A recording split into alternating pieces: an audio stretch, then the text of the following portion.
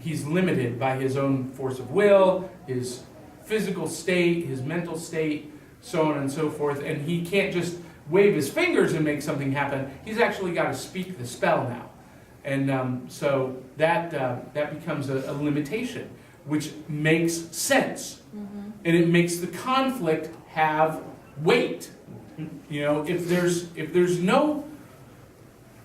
you've got a character who can just do anything all powerful, there's no conflict. I had fun with that too. When I wrote mine, I wanted to definitely, well, a few people in here have actually read my book, and the poor main character just gets the crap kicked out of him left and right all the way. From beginning to end, he's just getting the crap kicked out of him everywhere he goes.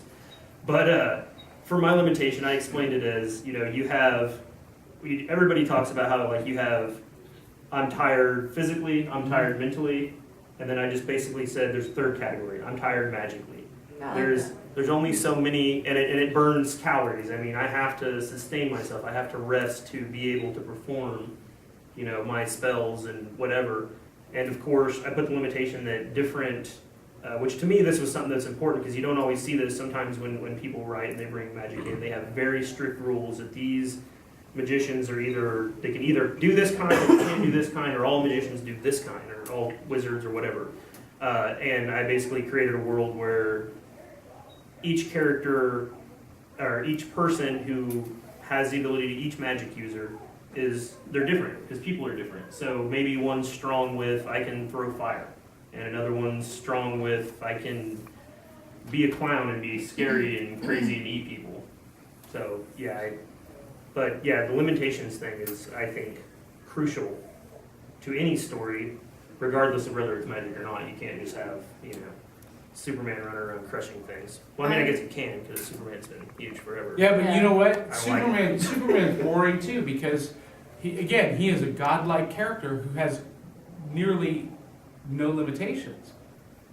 And when you have no limitations, I mean, what's the fun of that? That's just boring. We have a question over here. So if you have limitations by, you know, being physically tired or emotionally tired or whatever, could you have a character who is tired but then has a burst of adrenaline and then his magic That's actually is all powerful? Actually, well, I use that to an extent, but not to an all-powerful, not where he becomes all-powerful, but I use it to the extent of, you know, I'm beat down, I'm pushing myself past my normal limits, and can the character, in the same sense of, you know, you have the boxer who's knocked down and you're doing the slow kind of, is he going to get up, and then they have to, you know, force himself back up, and then they win the fight kind of thing. But not really to an extent without, there were times, yes, to an extent, but not just complete all-powerful, for me at least.